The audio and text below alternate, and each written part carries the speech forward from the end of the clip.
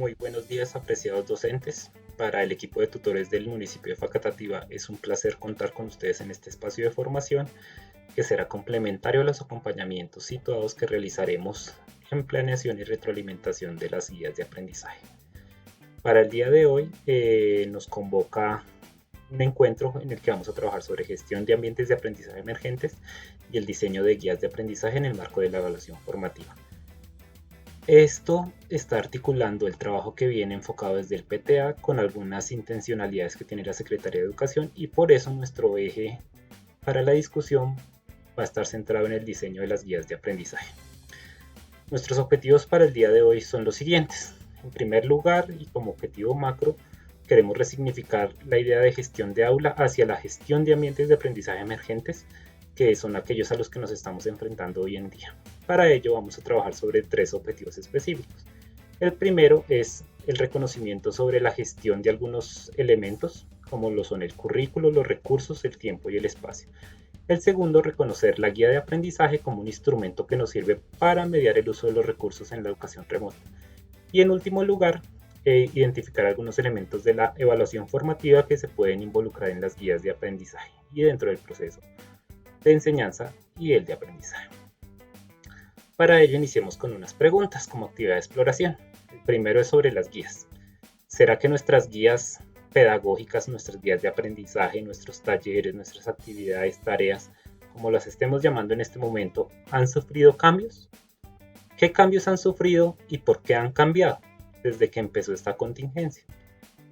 Esa es nuestra primera actividad de exploración, aunada a la actividad que ya ustedes debieron haber desarrollado en el módulo, que está denominada como cuestionario de entrada. Si no lo hemos realizado, les pedimos que en este momento pasemos a hacer esa actividad antes de continuar. Si ya lo hicimos, continuemos. Entonces, después de haber desarrollado el cuestionario de entrada, pasamos a nuestra parte de estructuración. En la estructuración vamos a trabajar, en primer lugar, la resignificación de lo que es la práctica pedagógica. Pues en este momento nos enfrentamos a un cambio del momento en el que estamos viviendo, que nos hizo pasar de un aula a una gestión de ambiente de aprendizaje. Un ambiente de aprendizaje que ya no se da en un salón de clase con los compañeros, con el profesor, sino que se da de acuerdo a las condiciones que cada uno tiene en sus hogares.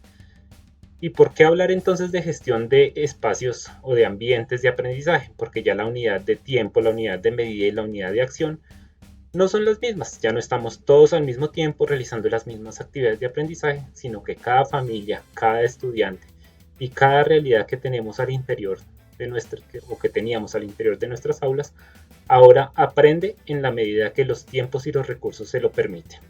Por ello, tenemos estudiantes que aprenden cuando llegan sus padres o ingresan a plataforma solamente en algunos momentos, o los recursos no les permiten el acceso a los medios virtuales, entonces trabajan con las guías de aprendizaje. Tenemos infinidad de situaciones que nos hacen que el proceso de enseñanza haya cambiado bastante. Por ello, es muy importante que tengamos en cuenta cuál es la configuración de ese nuevo escenario, en el que actores, recursos y herramientas se deben conjugar para lograr que el aprendizaje se dé en momentos y espacios diferentes, y en algunas ocasiones con el acompañamiento de las familias. Es por ello que desde el Ministerio tenemos una postura en la que se debe continuar con la gestión de algunos elementos que permitan ese aprendizaje en un ambiente distinto. Para ello vamos a abordar la gestión del currículo, de las personas, de los recursos y del tiempo. En primer lugar, hablemos de la gestión del currículo. Aquí es muy importante hacer una corta reflexión sobre qué cambio es el más drástico de la educación presencial a la educación remota. Podríamos decir que aquel cambio más drástico es que ya no nos preocupamos tanto por el proceso de enseñanza. Claro, tenemos que mirar cuáles herramientas usamos para lograr la enseñanza y el aprendizaje, pero ya no existe esa relación de dependencia en la que el estudiante llega al salón para ver qué va a aprender. Ahora está en un ambiente un poco distinto, en el que la autonomía, la autoevaluación y el autoaprendizaje han cobrado un papel totalmente relevante e inclinan la balanza hacia una visión del aprendizaje mucho más fuerte que sobre la enseñanza. Esto nos lleva a pensar en qué es lo que deben aprender los estudiantes y por tanto cuestionar las progresiones de aprendizaje que teníamos contempladas en los planes de área. De este modo tendríamos que mirar cómo redefinimos esos aprendizajes para ponerlos en diálogo con las competencias socioemocionales, las competencias laborales, las competencias ciudadanas y sobre todo que podamos incluir a la familia dentro de este proceso. Estas, digamos, 3-4 elementos nos llevan a una cuestión mucho más grande y es la que ustedes han estado pensando todos estos días. ¿Será que todos los aprendizajes que estaban contemplados en mi plan de estudios, todas las competencias, todos los contenidos, los pueden desarrollar los estudiantes de forma remota sin que yo esté ahí? ¿O hay algún aprendizaje que los estudiantes definitivamente no pueden lograr sin estar el profesor presente? Preguntas interesantes y que tienen mucha tela por cortar. No las podemos abordar en este momento, pero seguramente han estado mediando y seguirán mediando todos los aprendizajes que estamos proponiendo para los estudiantes. Aquí viene una cuestión bien importante. ¿Qué será lo que deben continuar aprendiendo los estudiantes en este momento? Entonces, ¿vamos a continuar con aprendizajes formales de contenido? O, como lo mencionábamos anteriormente, esa nueva visión del aprendizaje nos lleva a cuestionarnos sobre nuevas formas de interacción, de aprendizaje.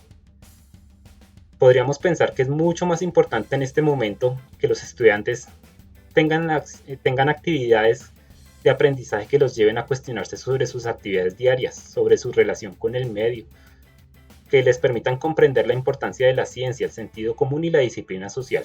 Por ejemplo, que puedan usar sus competencias en ciencias sociales, ciencias naturales, matemáticas y muchas otras áreas para poder interpretar, por ejemplo, cómo es que la curva de contagios de Colombia se puede comparar con la de los otros países, qué ha funcionado, qué no ha funcionado, si la información que nos están presentando es cierta, y habilidades que les permitan comprender y tener una postura crítica sobre la situación que actualmente vivimos.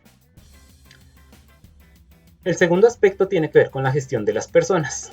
Aquí recobra una importancia fundamental el lenguaje y su función mediadora, porque es que si bien en las aulas el lenguaje cumple su función mediadora, es un lenguaje que puede ser corregido, que puede ser aclarado, mientras que en una guía de aprendizaje o en la educación remota, de todas las formas asincrónicas que podamos imaginarnos, cobra una especial relevancia el lenguaje, que las instrucciones sean claras, que no solo para el estudiante, sino para su familia, que no se presten a diversas interpretaciones, porque si no seguramente vamos a tener aprendizajes que no son los que esperábamos. Igual tendremos aprendizajes. Afortunadamente el aprendizaje se da tanto de lo que se debe hacer como de lo que no se debe hacer. Y tener esas instrucciones claras seguramente nos va a permitir que los estudiantes sigan motivados, que estén ahí conectados con nosotros. Y muy importante que podamos tener claro que para cualquier concepto el estudiante requiere múltiples recursos, así como trabajamos en las aulas.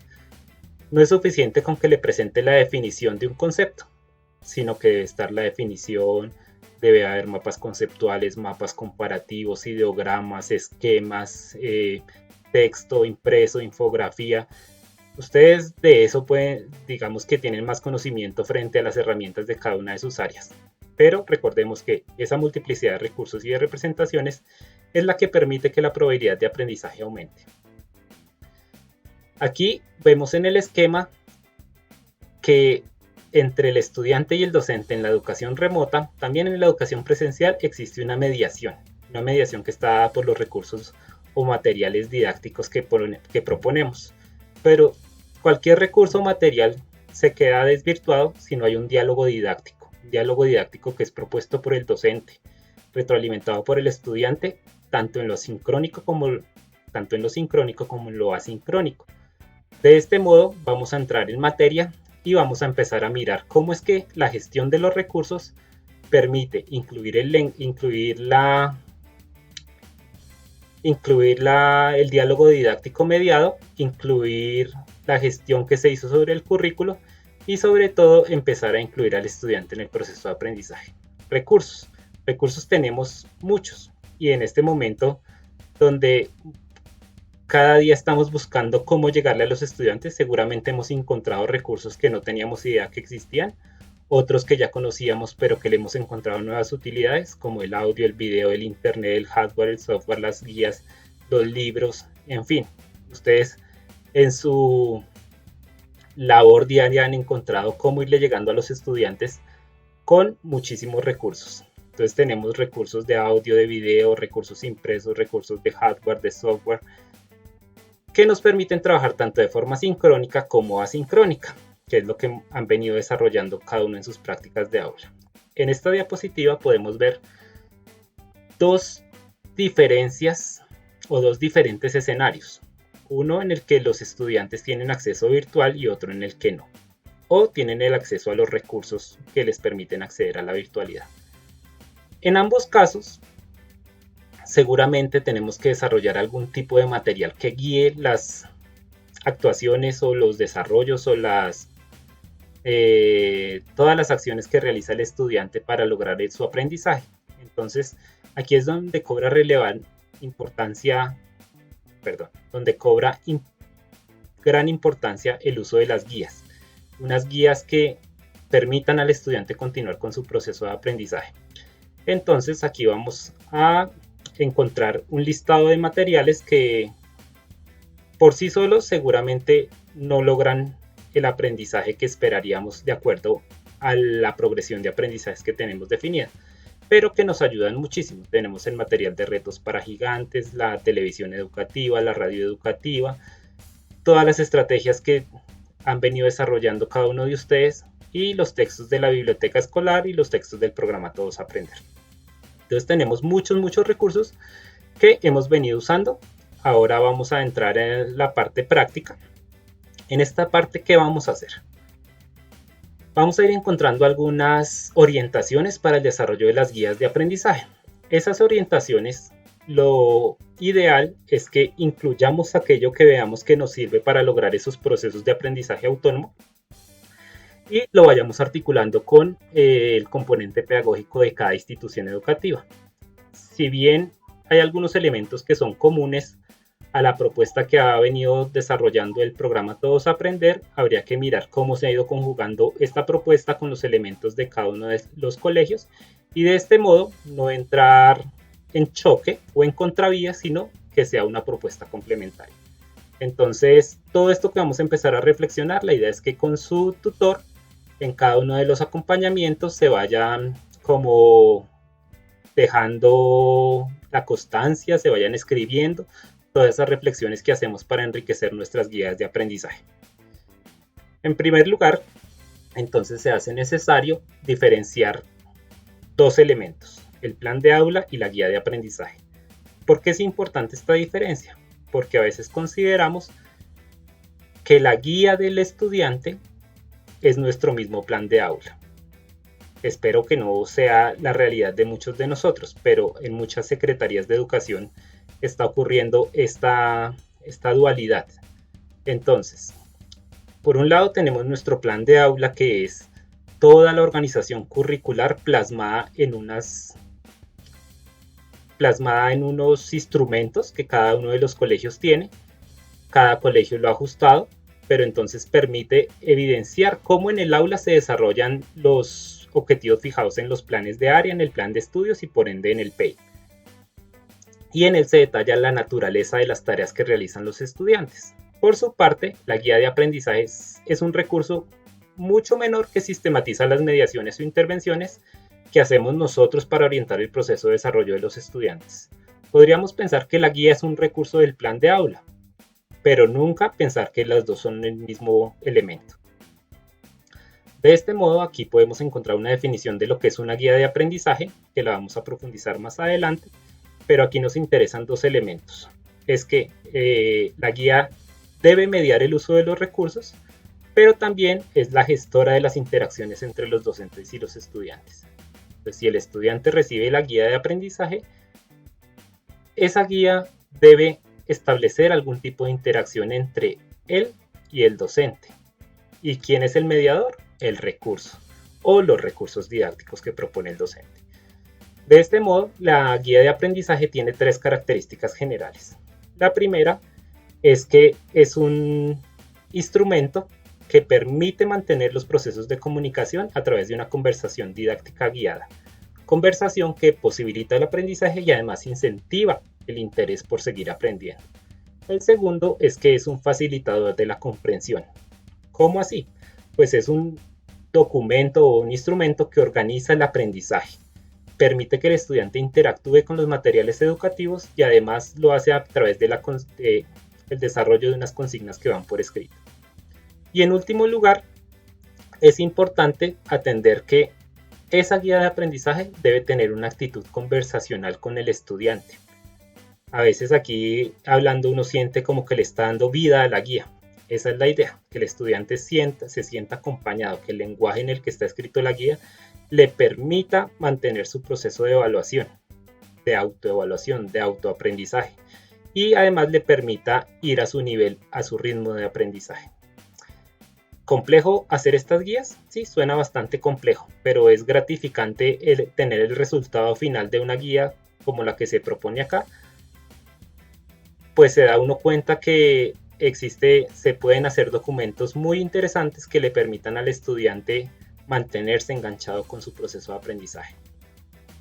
De este modo, entonces vamos a pasar aquí a la parte de las guías de aprendizaje. Aquí entonces les vamos a presentar dos infografías. La primera de ellas pretende orientar sobre algunos aspectos a tener en cuenta en la elaboración de guías de aprendizaje y la segunda nos va a hablar de algunos elementos de la evaluación formativa dentro de las mismas guías de aprendizaje. Todos los documentos que se usaron como soporte para el desarrollo de estas infografías van a estar en el repositorio de documentos del curso. Entonces comencemos con los aspectos generales a tener en cuenta para el desarrollo de una guía de aprendizaje. El primero es unos datos de identificación generales que identifiquen al colegio, al estudiante, la asignatura, el docente, pero sobre todo que sea claro en cuanto a los objetivos de aprendizaje a lograr con la guía. Objetivos que durante el transcurso de la guía se van a ir clarificando para el estudiante en un lenguaje menos técnico. El segundo apartado, que es el de introducción, presenta los diferentes recursos que se van a utilizar en el desarrollo de la guía. Eso quiere decir que si el estudiante requiere de material reciclado, semillas, lápices, colores, libro de texto, todos esos elementos se deben mencionar aquí al inicio de la guía y algunas recomendaciones para su uso. Importante que las recomendaciones para el uso estén bastante explícitas, particularmente en los colegios que han adquirido materiales para esta contingencia. Los apartados 3, 4, 5, 6 y 7 responden al esquema de clase que ya se viene trabajando en algunas instituciones educativas o a un esquema general de clase que va a estar plasmado ahora en una guía de aprendizaje. El momento número 3 es el de exploración, en el que el estudiante se va a responder la pregunta ¿qué voy a aprender? Este apartado requiere tres aspectos fundamentales.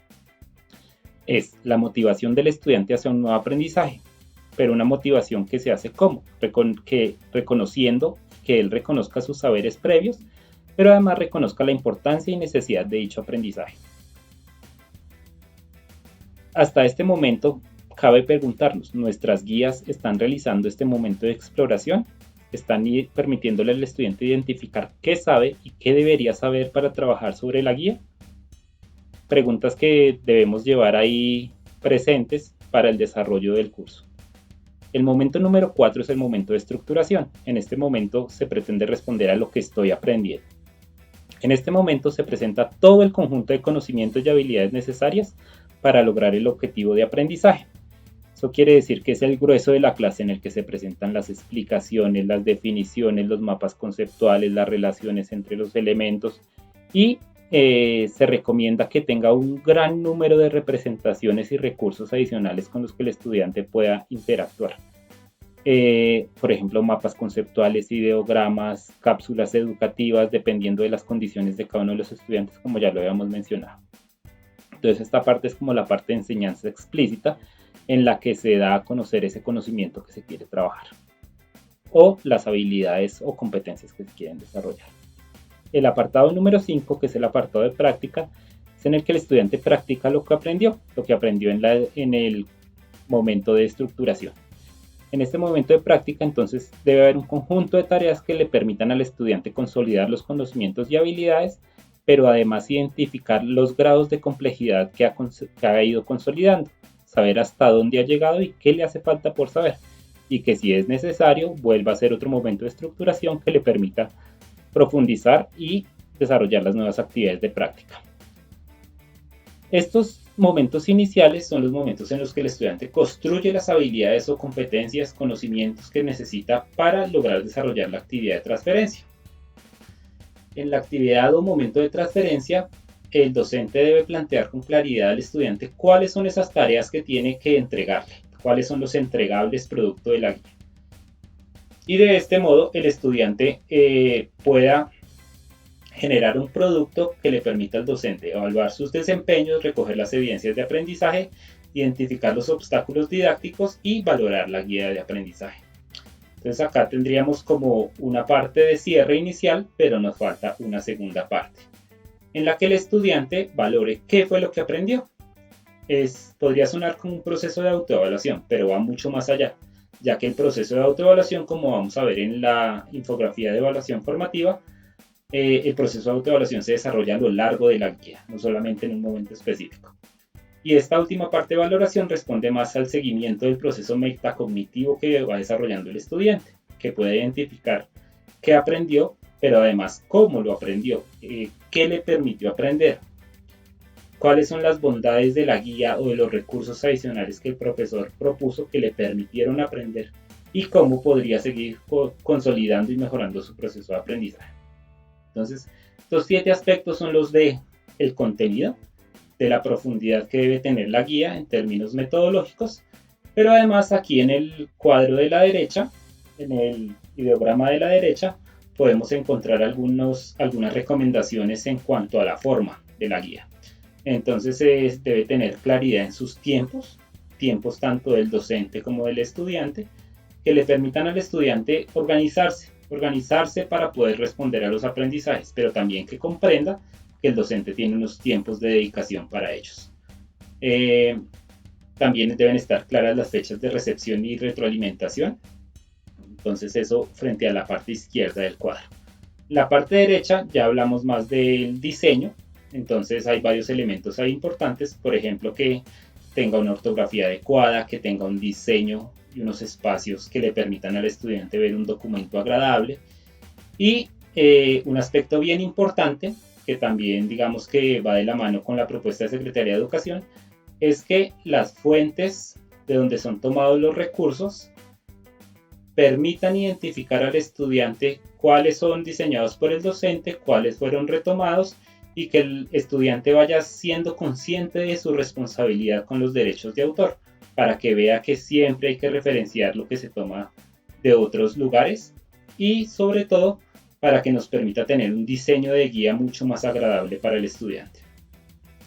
Y la última recomendación, y no por última menos importante, me parece bastante importante. Al principio no me parecía muy importante ni relevante, pero ya haciendo el desarrollo de los ejercicios de hacer las guías, me di cuenta que el uso de la segunda persona para la escritura de la guía de verdad puede hacer que el estudiante se sienta más acompañado dentro de su proceso de aprendizaje.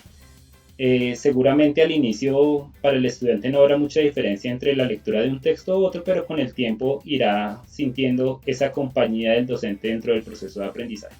Claro está que debe ser adecuado a la edad y al nivel del estudiante.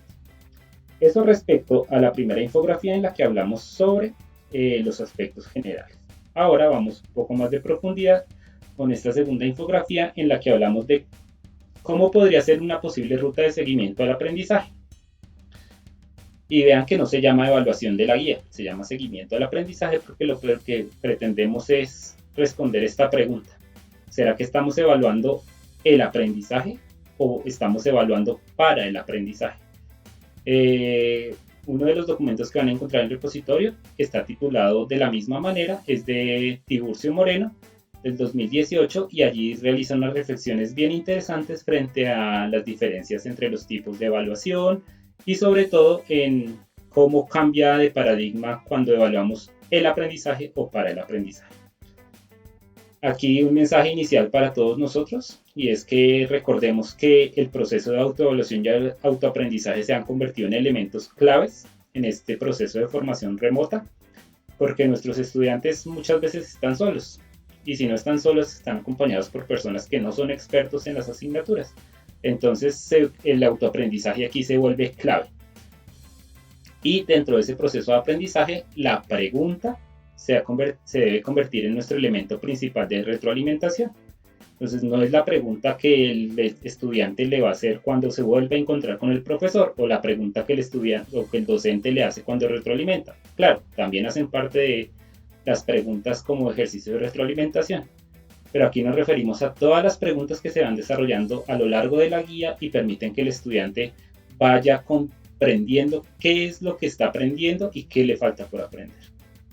Y finalmente, dentro de los mensajes, recordar que en este momento padres y cuidadores se convirtieron en nuestros aliados para que se consoliden esos procesos de aprendizaje de muchas maneras, pero también acompañando el proceso desde los hogares. Entonces aquí vamos a encontrar para cada una de las fases de la clase mencionadas en el documento anterior, tenemos unas recomendaciones frente a las preguntas que se pueden realizar. Recomendaciones generales, pero también algunos ejemplos. Por ejemplo, aquí tenemos un ejemplo de cómo podría ser una pregunta para exploración, unas recomendaciones de cómo podrían ser las preguntas de estructuración. Veamos, por ejemplo, en práctica. En práctica, la recomendación es que las preguntas que se realicen en ese momento tengan diferentes grados de complejidad. Preguntas y ejercicios o tareas tengan diferentes grados de complejidad y le permitan al estudiante ir verificando si resolvió de forma correcta las tareas de práctica. Y además deben haber preguntas que le permitan ir retroalimentando su propio proceso y le den pistas de cómo resolver las tareas. Si nos damos cuenta aquí, el estudiante con esas preguntas debe ir realizando su proceso de autoevaluación e identificar qué es lo que le falta por aprender. Así para cada una de las partes para cada uno de los momentos de la guía hay unas recomendaciones frente al tipo de pregunta. Este último de evaluación se corresponde con el momento de valoración que está en la infografía número 1 y es donde se debe guiar a los estudiantes al proceso metacognitivo con preguntas como ¿qué fue lo que más te causó dificultad? Con tus palabras escribe lo que aprendiste. Pueden ser preguntas que involucren a la familia, como cuéntale a tu familia qué fue lo que aprendiste, qué fue lo que más se te dificultó. No necesariamente deben ser entregables para el profesor. En su momento lo pueden ser, pero es más del proceso de metacognición que ellos van desarrollando. Entonces esa es nuestra segunda guía, nuestra segunda infografía para el proceso de evaluación formativa. Les recordamos que todos los documentos están dentro del curso, aquí los pueden descargar y están a disposición de todos ustedes.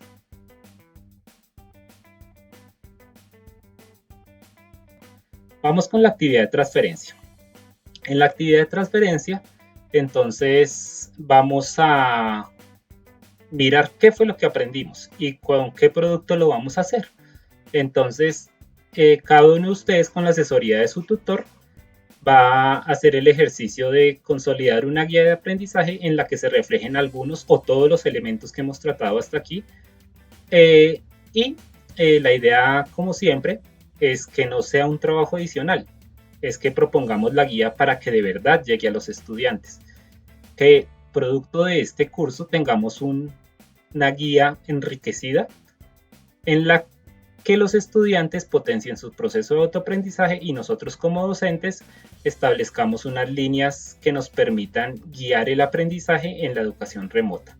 Entonces recuerden que la fecha para entregar este trabajo es el 10 de junio y se debe cargar en el módulo de acompañamiento situado. Ahí hay un ejemplo, podemos tener los ejemplos, podemos tener la silueta, tenemos los documentos del conocimiento didáctico y la idea es que también incluyamos lo trabajado tanto en los módulos de lenguaje, matemáticas y educación inicial de acuerdo a la especialidad que cada uno de ustedes tenga. Entonces esto también lo pueden consultar en el módulo y ahí pueden tener la información necesaria para realizarlo. En la última parte vamos a hacer la valoración y el cierre de esta sesión. Para ello tengo dos conclusiones acá. pues están en 5, pero básicamente son 2. Y es que esta nueva mirada que debemos tener sobre el aprendizaje nos lleva a tener una atención especial frente al contexto, que cada institución aquí en el municipio ha sido bastante juiciosa y rigurosa con esos elementos contextuales que le permiten a los niños estar dentro del proceso de aprendizaje. Incluso a veces la atención de los docentes los ha llevado a estar muy pendientes, muy preocupados, incluso atendiendo en horarios que no nos corresponden, pero digamos que todo eso es la atención especial al contexto que nos ha permitido estar en contacto con las familias. Y toda esta nueva visión del aprendizaje que requerimos en este momento debe estar mediada por un cierto elemento sistematizador que nos permita validar si lo que estamos haciendo es funcional y genera aprendizajes. Y la otra conclusión es frente a las altas expectativas. Aquí es bien importante que nos centremos en tener confianza en que nuestros estudiantes siguen aprendiendo, que los materiales que nosotros diseñamos son de muy buena calidad y les han permitido a los estudiantes seguir su proceso de aprendizaje. Seguramente hemos escuchado en algunos momentos que el proceso de aprendizaje se tiene que retomar cuando los estudiantes vuelvan. Pero confiemos que los estudiantes siguen aprendiendo, que los materiales diseñados les van a permitir consolidar los aprendizajes que se venían trabajando y otros nuevos, muchos otros. Si tenemos esa visión del aprendizaje, seguramente tendremos muy buenos resultados y estudiantes con unos aprendizajes y unas habilidades distintas cuando vuelvan al aula de clase. Y una última reflexión para terminar, y es que en este momento todos ustedes son un pilar de esperanza para las familias, para los niños y para permitirles sentirse acompañados. Seguramente en ocasiones queremos desistir, los padres quieren desistir, pero la escuela es un lugar donde confluyen muchas expectativas de los niños y de los padres de familia. Esta emergencia nos ha convocado a buscar nuevos recursos, a reinventarnos, a poder lograr que los estudiantes se mantengan enganchados con el proceso educativo. Entonces, lo importante es que cuando volvamos a la normalidad, que esperemos que no sea la misma normalidad en la que veníamos, seamos otros con multiplicidad de recursos, multiplicidad de estrategias. Otros que confían en que los estudiantes han aprendido y que siguen aprendiendo y que aprenderán muchísimo más a partir de toda la experiencia que hemos ido adquiriendo en estos días. Les agradezco mucho por su tiempo y les recuerdo que en el módulo también van a encontrar un cuestionario de salida y valoración de la sesión en el que pueden dejar, primero unas respuestas a las preguntas, a ver cómo evolucionamos desde el cuestionario de entrada, pero también algunas apreciaciones de la sesión de trabajo. Les agradezco mucho su participación y recuerden que el equipo de tutores de la Secretaría de Educación está a disposición y esperamos poderles colaborar en todos los procesos de aprendizaje y sobre todo que sigamos aprendiendo, porque de esto se trata este programa, de que todos aprendamos. Muchas gracias.